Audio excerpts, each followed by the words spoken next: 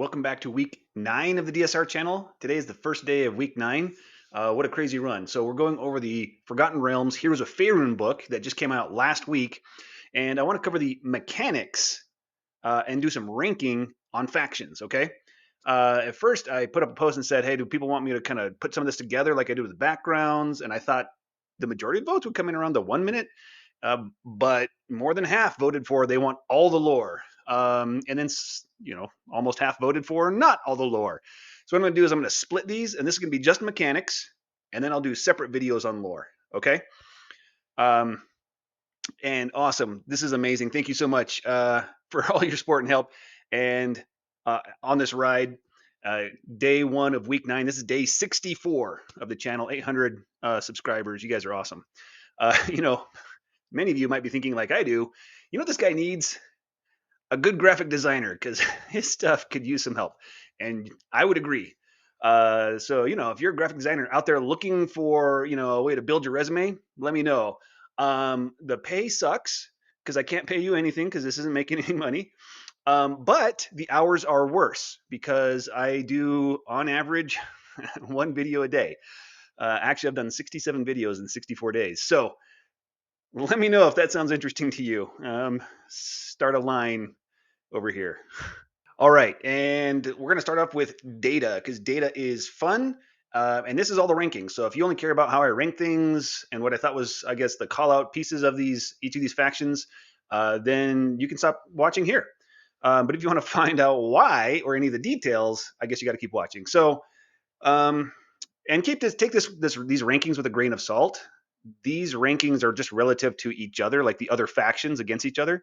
Don't think that like Purple Dragon Knight's faction is something you should consider equal weighting to, like, I don't know, Mage Slayer or Great Weapon Master feat, right? These are not on the same scale, and both of those feats are better than anything you get from Purple Dragon Knight. So the rank of the faction itself is the one on the left next to the faction name, and over on the right, that rank is for the special facility you get by being a member of that faction, but you don't have to have any renown. And so they're not. It's not really related to the renown of the faction. It's just the fact that you have to be a member. So I scored each of those separately and gave them a different ranking. And none of these are build defining or even build contributing. Like, you should never. None of these have any mechanics associated with them that you should consider important for a build. You probably should just pick these based on flavor and just go with it, right? Because none of these contribute that much to what you're doing, okay? But from the mechanics perspective, okay? From the lore perspective, these things, all of them are oozing with lore, which is great because in prior books, at least for 5th edition books, a Sword Coast Adventurers Guide, for example, we had, and the Dungeon Master's Guide 2014, we had very little information on most of these factions. The Harpers had a lot of information. The Red Wizards had a lot of information. The Zhentarim had a lot of information. The rest of these were pretty sparse. So now we've got a decent chunk of lore on every one of these, which is great. So thumbs up for lore on all of these. Mechanics, all kind of weak, okay? So, don't hold your breath, I guess. In classic DSR fashion, we're going to another book first. All right, the 2024 Dungeon Master's Guide has in chapter 3, it has a section called Renown, and Renown is basically synonymous with faction, okay? And this lays out the framework for Renown and factions and how they work. In this section, it calls them groups because it says you can gain Renown with any group, which could be a faction, an organization, or a community, okay? But in the context of this video, when it says group, just think faction, because I'm just talking the Faerun factions here that they cover. It articulates that you can have faction with a bunch of groups or factions, and they all start at 0, okay? And first up, you can increase the renown you have with any of these factions by doing side quests. And it recommends, some sort of number for minor quests, about you get 1 renown. If you do like really major quests, then you might get 3 or 4 renown, okay? And I like to tie it to how long the quest takes and what level it is. So if it's 1 session and it's a low level quest, then I give them 1. And if it's a multi-session quest, like it's going to take multiple play sessions for us to get through it, and they're, I don't know, level 10 or higher, I might give them 3 or 4 renown for that. Then it has this secondary method for giving you renown, and that is downtime. And the formula is you spend a number of days of downtime equal to 10 times your current renown score to increase your renown by 1. Okay, so if you're at 1, 10 days of downtime gets you 1 more renown point. If you're at 10, your current renown score is 10, then you need to spend 100 days of downtime to increase your renown score by 1 more. And if you're at like renown 40, then you need to spend 400 days to increase your renown score by 1. So it gets very expensive really fast. Then there's this section, continuing on the same section of the Dungeon Master's Guide, of recognition, right? The higher your renown score, the more the members of that faction recognize you. And at renown 3, they all consider you friendly by default, okay? You get ranks you might get ranks at certain breakpoints. These ones here in the Heroes of Faerun book, some of them give you ranks, but not all of them, like ranks and titles. So not all of them do that. Then they have perks, okay? And the most important part of this is that, well, first up, it recommends that at renown score 3-ish, they should all give you some kind of like reliable housing kind of thing. And most of these do. Some do it earlier, some do it, and I think all of them do it by renown 3. But more importantly, once you start getting above renown 3, getting closer to renown 10, the Dungeon Master's Guide recommends giving other perks. Like you might be able to start buying potions and scrolls from them. You can call in favors. You can get help, like hirelings who can join you on dangerous missions. And if you get really high, maybe like you get the benefit of a small army that you can direct. You get rare magic items or gain access to a helpful spellcaster, or you get assigned special missions, you get to assign special missions to members of lower status. Okay, so this is kind of like this nebulous, like these are some ideas you can work with, right? And that's all the guidance the Dungeon Master's Guide gives you. So you would have to build these factions from scratch on your own. So fortunately, we get this book, the Heroes of Faerun, which is going to give us 8 examples of factions. Also, there is the Guildmaster's Guide to Ravnica, which has like 12 factions that are detailed as well as this one is. So that's another source where you can go look at those. Of course, you can also lose renown. And one of the things I like to do is when you complete a mission that gives you, or a side quest for a faction that gives you 2 or 3 points of renown for your faction, I say that it also causes you to lose 1 renown with a rival of your faction. And I let them choose. If they have multiple rivals, if there's multiple rivals of their faction, you can choose which one you lose renown with. And I let it go below 0. This says they can't go below 0. I let it go below 0, and that represents that faction dislikes you. You're not neutral and indifferent. They may hate you because you're so, help their rival so much, right? So yeah, you can lose renown. It's kind of obvious how that works. And then they provide this alternate method, which is if you don't want to track a renown score, just use the character level as the surrogate, okay? So at character level 1, they have renown 1. At character level 3, they have 3. Character level 5, they got a 10 renown, okay? And you just gain those benefits. And both of these are good ways to do this, right? You just have different pros and cons. Like if you want your players to really engage with these factions in your campaign, then don't give it to them automatically by level. You would want to do it by a renown score they track. And if you want to do it that way, you pretty much have to play with downtime, and you pretty much have to give them side quests, right?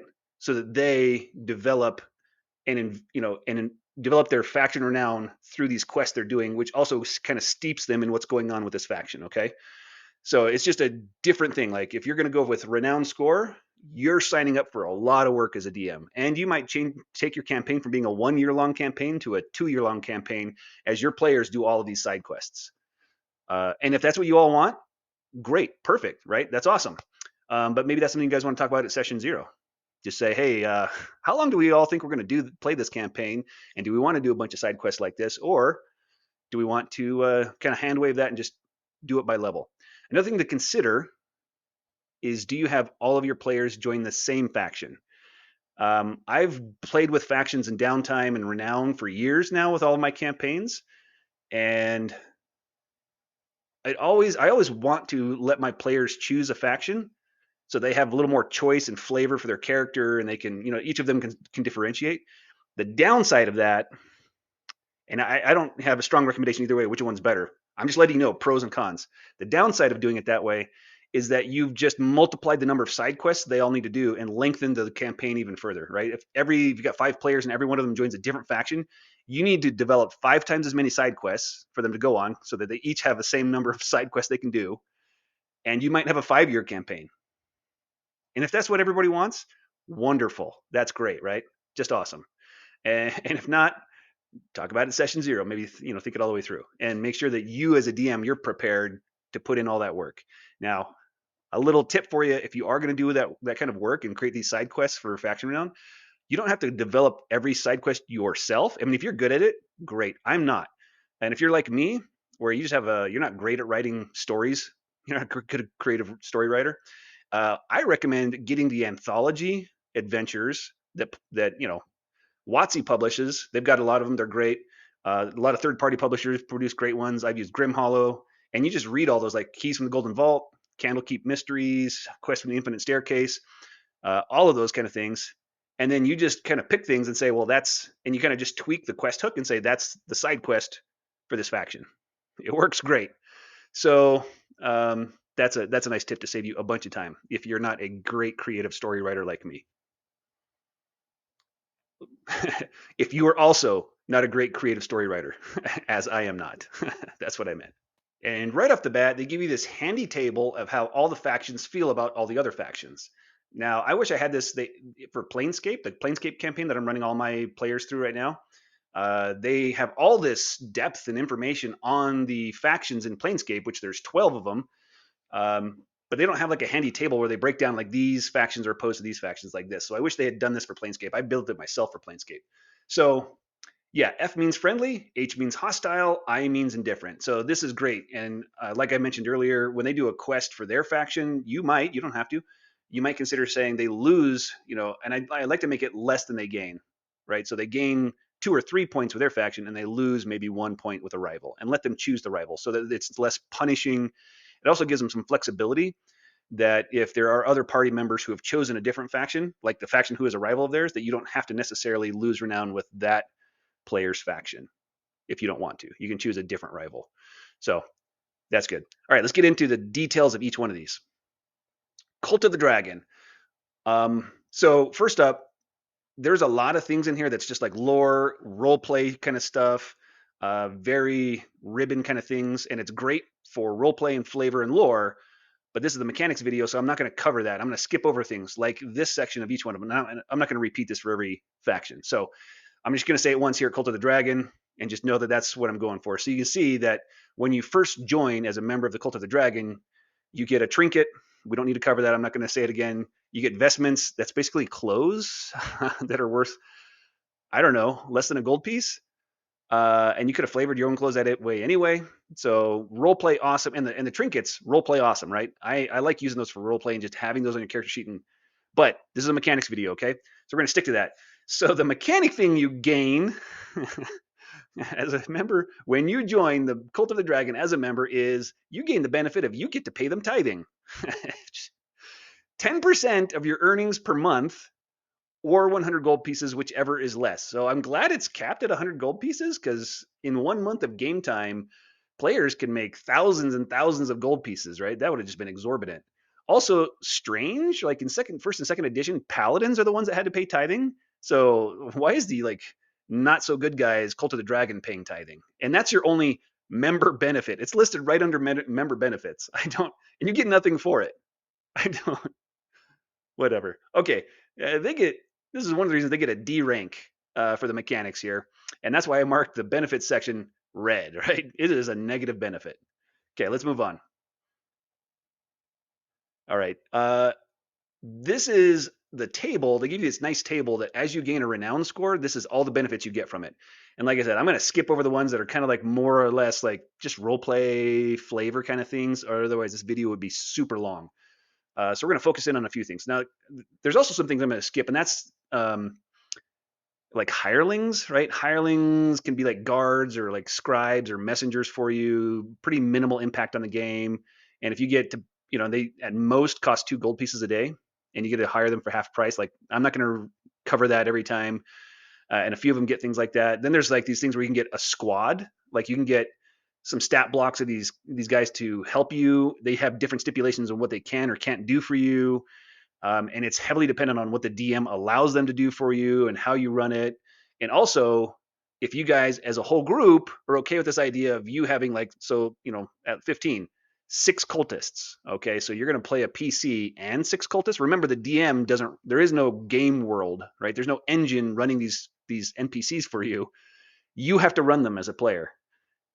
The DM's not going to run them for you, so you need to like make sure you've got those stat blocks ready, and you're going to run all 6 of those. And is that going to make combat drag on? So there's a huge amount of variance of like, this could be meaningless as you all decide like, nah, we don't want to play that way, or maybe the DM is very restrictive on what they allow these hirelings to do. So it could have minimal impact or could have some impact, right? You're going to be level at 15. You're going to be like level 6 or 7 by that point in the game, and you get cultists which have a stat block. What are they, like one quarter CR, 1/8 CR? They're really weak. So even if you play with them as is, and the DM says, yeah, they can just follow you around into dungeons if you want, they're going to die fast anyway. So I'm going to skip over those. Okay, you'll see them in the tables, but I'm not going to call them out like that every time. I see a cult fanatic here. I'm not going to call that out. That's the last time I'm going to mention those kinds of sections. So I'm going to zoom in on the ones that in that rating bar, and I'm reiterating the rating bar from the first table on each faction, so you don't have to like skip back and forth or things like that. So the rating bar is there for this faction, and you can see the ones I've highlighted. I'm just going to call those out, and we're just going to talk about those really. So at Renown 10 and Renown 30, you get a random magic item. At 10, you get an uncommon magic item, and at 30, you get a rare magic item. And this is, yes, directly mechanically beneficial and useful. The problem is it says random, and also there's a lot of DM influence here. Like what does random mean? Is the DM gonna like roll on the random magic item generator table in the Dungeon Master's Guide? Are they gonna roll randomly of every item in the game, expanded content, partner content? What is random? And also with random, you could end up with something that's just garbage, right? Like you thought Cult of the Dragon was going to be cool, and you worked your way up, got to Renown 10, and then this random magic item, you got a Wand of Secrets, which just lets you find secret doors, or a Wand of Detect Magic, which just lets you cast the Detect Magic spell, which would have been cool at level 1, 2, or 3. Like you would have been excited for that, but at level 6 or 5, 6, 7, do you care? I don't know. The randomness really brings down the value of these. Now, if the DM just says, I don't care, let the player choose anything from that meets that category, then these and most factions have magic items like this, and then the value of those goes way up if the DM just says, just pick, okay? Which is, I think, what I would recommend, right? You're going to invest a lot of time, a lot of play time, a lot of your character development. You're investing a lot into this. You should feel like you're getting something cool out of it, okay? And you can see ranks, Renown 40 and Renown 50 is all role play stuff. So at least make them feel excited about these magic items by just letting them choose. That'd be my recommendation. And last, but also probably least, you get a Bastion facility. And like I said, you don't have to have any renown score for this. You just need to join the faction, and now you have access to this facility. Now, unfortunately, it's not an extra facility. It is just an additional option you can choose with one of your facility slots for your Bastion. So if you play with Bastions, I play with everything: downtime, crafting, piety, renown, factions, and Bastions. If you play with these, which I think is a lot of fun, so I recommend it if you think you can, handle all the moving parts.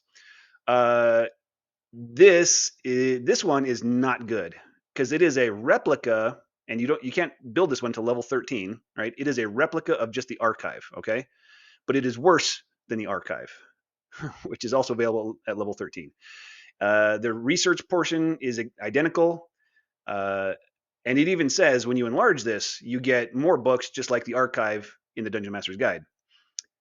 So what's different about this one? The only thing that's different is the first reference book you start with. With the archive and the Dungeon Master's Guide, you get to pick the first one. And with the Cult of the Dragon, you are stuck with the first one, and it is a book on dragons, which makes sense. and it gives you advantage on intelligence, nature, or religion checks. But only when made when you're researching or trying to recall lore about dragons, Tiamat, or the cult of the dragon. So it's not all nature and religion checks. It's narrowed down to the scope of just dragon stuff, which is, it depends on the campaign. If you're in a campaign that's like heavily all about dragons, Rise of the Dragons, uh, uh, what was it, Horde of the Dragon Queen, those kind of campaigns, this might be awesome, right? So it changes based on the campaign you're running. But if you're not playing a campaign that heavily features dragons, total waste for your first book. And then this facility does nothing unless you expand it. So if I would talk with your DM before you do this, and I would say, are we gonna is like dragons gonna be a big theme here? If so, should I take this one or not? And if the DM says it's not, don't. Just go for the regular archive. Now you'll be level 13, so you're like going to be eyeballs deep in this campaign before hopefully you would know by now if there's a lot of dragon stuff. I don't, unless you're in a campaign with a lot of dragon stuff, I don't recommend this one. And the overall rank for Cult of the Dragon is a D. They're pretty poor. Now the lore is A. the mechanics are a D though. Emerald Enclave. All right. The benefit you get when you join is a modest lifestyle. They will provide a modest lifestyle for you. And I don't know, does anybody play with the lifestyle? Like, because that's just a role play thing, right? Like, you're not actually getting money for that. You just pay for your living costs, and you get to say you have a modest lifestyle. So I guess that's really just role play. Moving on, the mechanics you get. All right, so at level 10, sorry, not level 10, Renown 10, you've come all this way, and you're probably level 5. You get to learn Druidic. And if you were a Druid, you already had that at level 1, so now it's redundant, and you get nothing. And they don't even give you an option for something else. Be a nice DM and at least let them pick a different language, I guess, right? That's what I would do. All right, Renown 15, you can now buy common and uncommon potions and spell scrolls from the Emerald Enclave. So now you have access to a faction vendor. You don't have to like ask the DM or try to hunt down a magic item shop or spend downtime trying to find magic items. You can just, whenever your DM allows you to visit your Emerald Enclave faction vendor, I guess it's up to the DM to flesh out. You can just buy directly straight up at normal costs, common and uncommon level potions and spell scrolls. So that gives you spell scrolls from cantrips to 3rd level, and uncommon potions and common potions is a decent selection of potions. So that's pretty nice. So I give that one a green. Then up to Renown 30, you get 1d4 potions of superior healing. Okay, one time. Not bad, not great. It would have been nice, if you had some way to renew those, right? Instead of you came all this way with that renown and you get this one-time batch potentially of just a single potion of healing, superior healing. So kind of a bummer. Everything else on this is really roleplay flavor and lore. And the Bastion facility we get access to is at level 9. We can build an Emerald Enclave Grove. This is more or less identical to the Menagerie, also available at level 9. I see a lot of themes of this. There are only a few differences. First off, the Emerald Enclave Grove allows you to house a huge creature. Okay, the Menagerie is limited to large-sized creatures, but the Menagerie has twice the capacity, so it can have 4 large-sized creatures. The Emerald Enclave Grove can have 1 huge or 2 large creatures. So you have a higher size capacity, but half the creature volume capacity, okay? The other difference is in the list of creatures, which is this. So the creature list here is better than the Menagerie creature list. Like that Menagerie tops out at like CR2, I think, creatures you can get. Here you can get treants that are CR9 or unicorns that are like CR5, okay? And they've got a mistake there in the treant, in the size there for the treant. It's huge, not large, okay? So if you get a treant, that's all you get for the whole grove. You're done. That's the one creature you can use.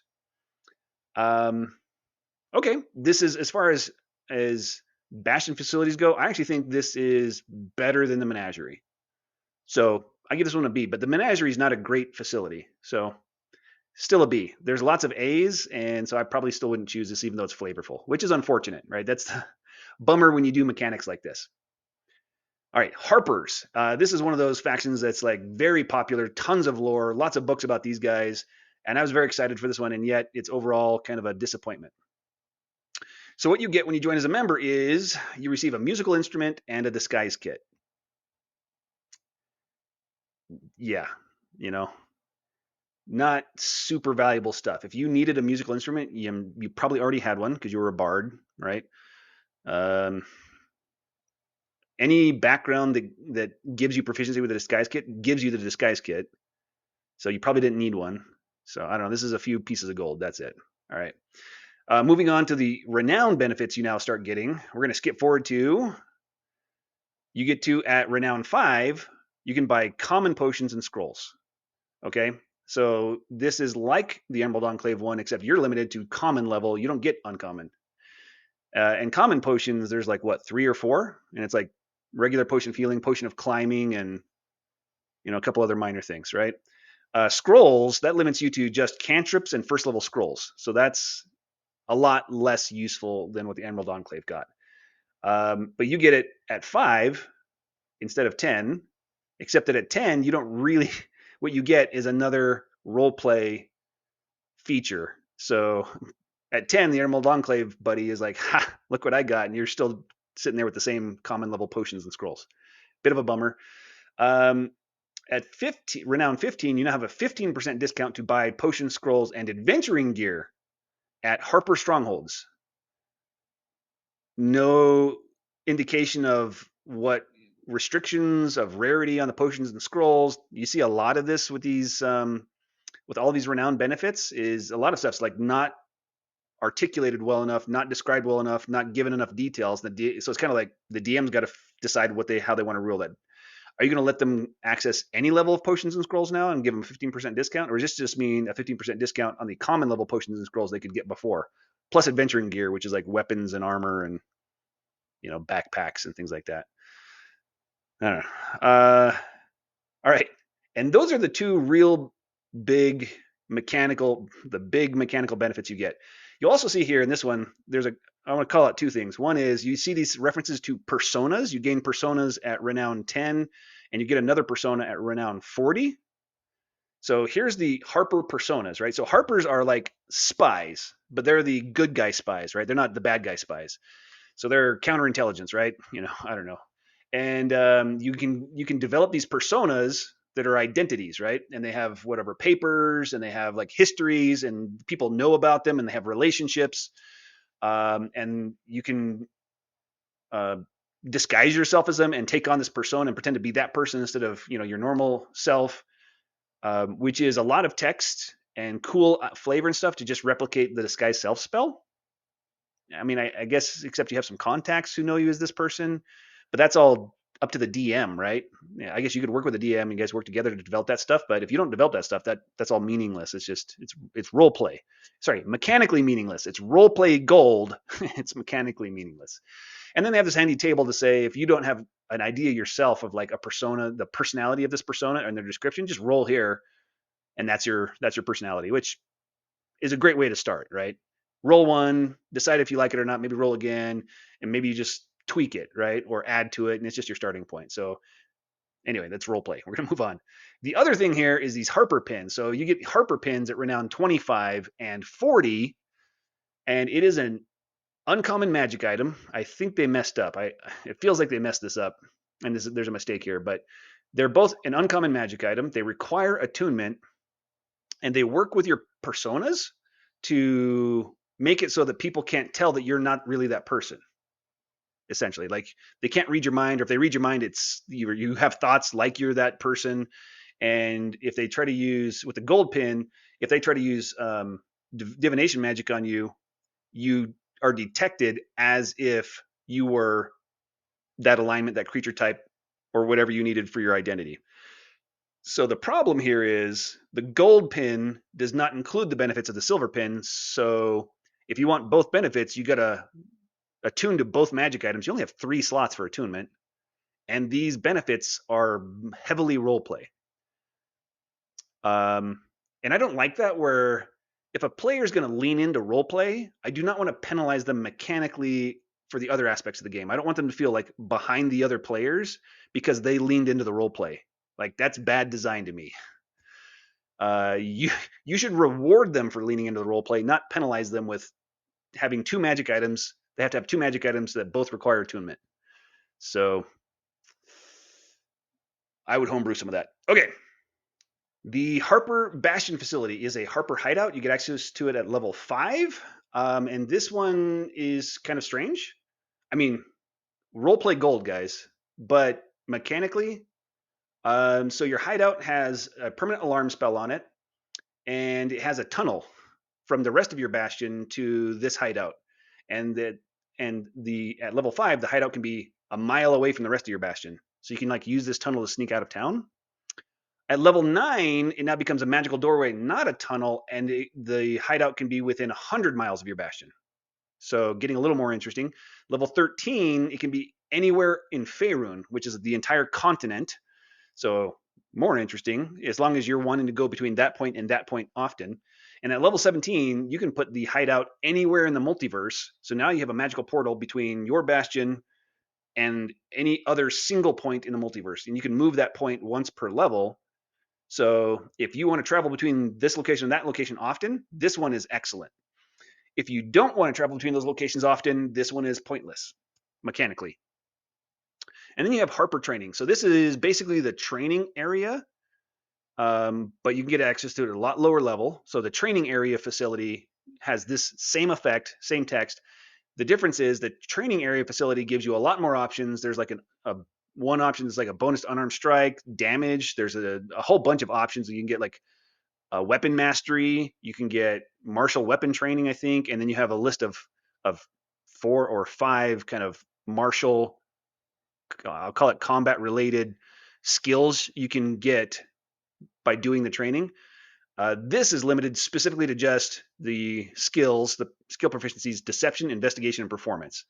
So you spend 7 days of downtime, and then you have that skill for the following 7 days, which is nice, but not worth. You have at level 5 2 facility slots. I would not use it on this one, unfortunately.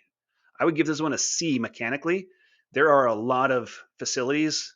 There's like 5 facilities I would choose before this. So that's a bit of a bummer. Lord's Alliance. When you join, you get a wealthy lifestyle, and you get a free mount worth up to 75 gold pieces and a riding saddle, which is a few gold pieces. So you at least get something that's worth money now. Okay. At Renown 5, you get a 10% discount to buy potions and scrolls. Guess we should show that. 10 Renown, you can buy, 5 Renown, you get at 5 Renown, you get a 10% discount on potions and scrolls. And there are no indications. The spell scrolls have to be level 3 or lower, but there's no limitation on the potions. Does that mean you can buy like legendary potions from this guy with a 10% discount? Unspecified. So DM, you got to fill in the blanks. Level Renown 10, you get a random uncommon magic item. Renown 40, you get a random rare magic item. Again, DM, maybe just let them choose. And the Bastion facility for this one, oozing with flavor, crappy mechanics. Okay, so what is it? It is the Lord's Alliance Noble Residence. You get a Noble Residence. Cool. What it does for you, if you spend a long rest in it, you get Heroic Inspiration. Nice, unless you're a human, because that's completely redundant and you can't have Heroic Inspiration twice. I don't like that. Like, you should not do things that discourage you, that they're like are completely redundant with your species traits. So thumbs down on game design for that one. And then you can recruit a visiting noble. And that's a lot of text. What it does is the same thing as the pub facility, only worse. Yeah, this noble visits, they gossip, and they give you the location of somebody within 50 miles. And they can tell you where that person was for the last 7 days. I think the range on the pub is bigger. And the pub has the brews that have like a really nice buff. So I would get the pub, not this. Like, this is a D ranked facility for mechanics. Order of the Gauntlet. When you join as a member, you get a holy symbol and a tabard. Holy symbol's worth 5 gold pieces. Great. Renown benefits. At Renown 10, you get 1 random magic item. And this one is now limited to armor, ring, or weapon. So it's a limited scope. Is that better? Maybe, because at least if the DM's going to really roll at random, you're not going to accidentally roll unfortunately roll like a bag of holding or a wand of secrets or a wand of magic detection. Like, at least you're limited to something that's going to be more valuable: a ring, a weapon, and armor. But there are some probably duds in that list too. So, and at Renown 40, you get a rare random magic item that is an armor, ring, or weapon. So in this case, the limitation on the categories is probably beneficial. And then I guess this is, I don't know. At Renown 50, they'll cast Resurrection for free for you once. And like completely free, no spell component. And then after that, if you keep dying, you got to pay the spell components for Resurrection. C ranked on Order of the Gauntlet, unfortunately. And the facility is the Order of the Gauntlet Tournament Field. Sounds exciting, but it's not. You get a hireling who is a knight. They don't act as a defender. They're kind of like the lieutenants from the war room, is basically how it functions. But not with all the benefits. It has less benefits than that. Okay? Level 9. So, and then in power, you get to like put on a tournament, which sounds cool. It costs you 2,000 gold pieces. It takes 14 days to resolve. And the benefit is you get a +1 renown with Order of the Gauntlet, which would be cool, right? Because as you get higher, once you get up to past 10 renown, it gets really expensive in downtime to increase your renown. And side quests, right? That's a session or more to play a side quest. Maybe there's some side quests could be shorter. So this could be really great if like the renown 50 or the high end renown mechanics you got from this were really worth it. But they're not. They're like, you're going to spend way more gold getting to renown 40 than if you just bought a rare magic item. A rare magic item, if you just buy straight up at the base price, is 4,000 gold pieces, right? You will spend, I don't know, you'll spend way more than that trying to raise your renown to 40 this way. So this doesn't even get you to that magic item faster. Okay? Unfortunate. All right. The Purple Dragon Knights. And of all the great ironies of the universe, this is the best faction mechanically. Okay? Worst subclass. Contender for the worst subclass in the game. Definitely the worst subclass in this book. But the best mechanical faction. Okay? All right, cool. So, and the reason it's the best is the member benefit you get, right? The member benefit when you join with 1 renown, okay? You don't even need 3. 1 renown, you get a martial weapon and a lance and a suit of medium or heavy armor. So start off with like half plate or plate. You can join at level 1, so you can have plate armor at level 1. Boom. And then don't ever raise your renown because the rest of this is not worth it. And an exotic saddle. That's like 25 gold pieces too. I don't know who thought like Order of the Gauntlet, like you get a holy symbol worth 5 gold pieces, or you get plate armor. Who put these together and was like, yeah, that seems about right? That same person who did the subclasses. Yeah, Blade Singer and Banneret. Yeah, that seems about right. Wow, guys. Yeah, Purple Dragon Knights. Renown 10, you can get a uncommon armor or weapon. It doesn't say random, and so, but it doesn't specify. Do you choose? Does the DM pick? Great. Thanks for taking the word random off and leaving and giving no guidance instead. My recommendation, once again, DM, just let the player pick the one item they've wanted. They're level 5. They've invested to get 10 renown here. Just let them have whatever that uncommon level magic item they really want is. If they don't have an uncommon weapon yet, just let them pick a weapon. Yeah. So they just aren't like pissed about these crappy benefits they're getting after investing all of this time into developing their faction, okay? The Bastion facility they get is the Amethyst Dragon Den. Sounds cool. And actually, not terrible. So apparently you have a dragon den that you set up in your bastion somewhere. Do you get a amethyst dragon? No. But at renown 50, you get an egg. What does that mean? Okay, what does this bastion do for you? It's like the meditation chamber, but you can access this at level 5. And so you have to spend 7 days of downtime meditating in it. And when you do, you get psychic resistance for 7 more days. I would not get this at level 5. You only have 2 slots at level 5. There are other things that are way more important for you at level 5. And psychic damage is not very common at level 5. Now, it gets more common later levels, so you might consider it later levels, especially when you have more facility slots. But this isn't terrible. It's definitely not A. And there's, half a dozen A-ranked facilities that I would pick before this one. The Red Wizards, or the Red Wizards of Thay, right? So the benefit you get are red robes of mending. Okay. All right. The renown benefits are at renown 5, you get a 50% discount on adventuring gear. Arcane focuses ink, pen, paper, parchment, potions of healing, and spell scrolls up to level 1. That's not great. It's okay at level 5, I guess. Not great. Level 10, though, we get 1 uncommon magic item. Sorry, renown 10. I keep saying that. You get 1 uncommon magic item that is a rod, staff, or wand. And again, they removed the word random. So DM let them pick. Renown 15. You have advantage when shopping for magic items or selling magic items. Okay. Niche, but okay. Renown 25. You have access to a tattoo artist that can ink Thayan spell tattoos on your body. I'll bring up those rules in a sec. Those are interesting, but not great. Okay, renown 30. You get 1 rare rod, staff, wand, or wondrous item. So now you can get a wondrous item, and it's rare. Again, random the word random is removed, so do whatever.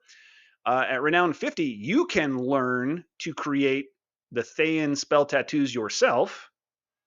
And you get 1 very rare rod, staff, wand, or wondrous item. This is the only one that gets a very rare item. Again, the word random is removed, so this could be awesome if the DM lets you pick a very rare item, or this could be garbage if he picks garbage for you. Or if you roll random, you might end up with something that's bad. There are some bad magic items at the very rare level. All right, so this is the Thayan spell tattoo. It's a lot like the spell rot tattoos from Tasha's Cauldron of Everything. They are limited to level 3 spells and lower, whereas in Tasha's Cauldron of Everything, the spell rot tattoos went to level 5, I believe. It lets you cast a spell once and then it's gone. And this one requires attunement. So in that way, it's much worse than Tasha's Cauldron of Everything. Those did not require attunement. This one does. The difference, the one upside, is that when you have the the Thayan spell tattoo on you, that spell is considered prepared for you. So you can cast that spell with your spell slots. So you can add a 3rd level spell from any other spell list to your prepared spells using using the Thayan spell tattoo. So you could be a cleric, get a Fireball Thayan spell tattoo, and now you can cast Fireball with your spell slots whenever you want. So that might, something like that might be worth it, depending on what level you're at. Could be cool. The problem is these take attunement, so you wouldn't want many of these. Or that's all your attunement slots. You only have 3. It's okay. It's, not great, but it's not terrible. Your facility is the Red Wizard Necropolis. The art is cool. The name is awesome. The mechanics are the worst of all of these options. There isn't Like, this is even worse than every single option in the Dungeon Master's Guide for Bastion facilities. This is the absolute worst option of anything. Okay, it's like a barracks, but worse. And if any of you have looked at the mechanics for bastions, you know that the barracks is a trap. It is the worst option there, and this is worse than that. At least the barracks, you had a limit of 12 defenders. This has a limit of 8 defenders. I suppose the benefit is that they come back on their own because they're undead, but it takes 14 days, and the standard is you have 1 bastion turn per week. So this would take 2 weeks or 2 bastion turns to restock them. Well, your regular barracks recruits 4 people per turn, so you would have 8 people, 8 defenders back in 14 days anyway. Like, I don't who wrote this? What? It could have been awesome, but it's terrible. I don't know. Give them give them skeleton minions, like as if they'd cast animate undead, but they no longer have to recast a spell, and just give them like some sort of number of skeletons and zombies that are their permanent animate undead minions they can follow around. And you can have like 4 at a time or something like that. That would have been so much cooler. This was close, but it's a swing and a miss. All right, the Zhentarim. The benefit is you get is when you become a member is that you can requisition weapons or armor up to 50 gold pieces. A single one, not multiple. A single item worth up to 50 gold pieces. You have to return it when you're done with the assignment, and if you don't, you have to pay a fee equal to twice the value. So, is that a benefit? I don't know. At Renown 10, you get 1 random uncommon magic item. It is random. Sorry, which is same as before. At Renown 25, though, you actually get a solid mechanical benefit. This is the only one of all of them, all right? And at Renown 25, you just have advantage on charisma intimidation checks. Boom, all the time, no weird qualifiers. You just always have that. Okay? It's the only mechanical benefit to your character sheet, direct mechanical benefit to your character sheet of all of these factions. Zhentarim, and that's why I gave them a B. Is because of that. But at Renown 40, you can have a beholder help you for a single mission. What does that mean? Do you get to control them? Could be cool, and you can only do it once per renown score.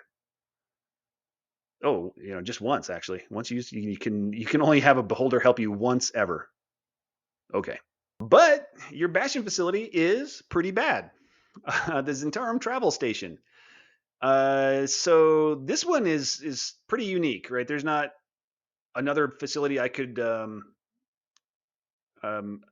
compare to this. So, but it's still not great. So you get to increase your overland movement speed as a group if you prepare. If you spend a long rest here, so you like get outfitted, and then you can have somebody go do reconnaissance for you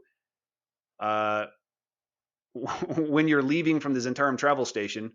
It takes a whole bastion turn to resolve, but when they come back, you now have advantage on wisdom survival checks to forage or navigate specifically. Not all wisdom survival checks, just forage and navigate. For the duration of the journey that they prepared you for. They did reconnaissance for your journey. I guess you have to state, like, I'm going from here to here. And then you wait a bastion turn before you leave.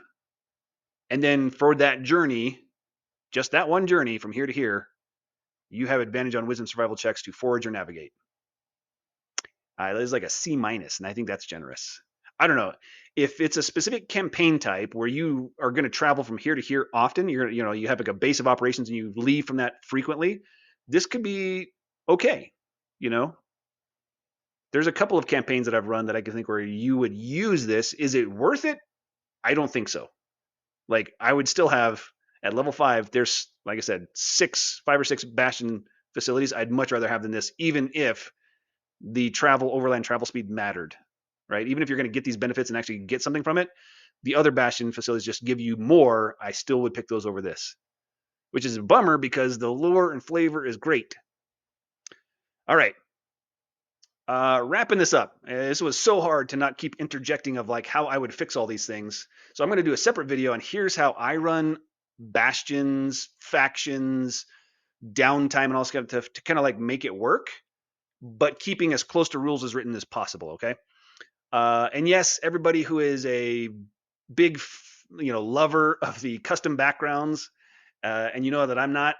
Um, this is and the way that they did factions in this book tied to your background is a huge point in favor of, yes, allowing custom backgrounds. I have a different fix I would do. I'm going to do that in the next video, but if you don't want to do that, then yes, you should probably just allow custom backgrounds, or otherwise this whole faction system is messed up for your players. So if you want to try to create your own factions and look at how to, want some inspiration on how to do that, these books are great resources. This book that we're talking about, but also the Guildmaster's Guide to Ravnica, they have even more detail on backgrounds, on factions, and they have better benefits than the ones in this book. So if you want some inspiration to soup up these factions, look at that book. It's got great ideas. There's also Tasha's Cauldron of Everything. There's a section in there about patrons, like patrons for your party.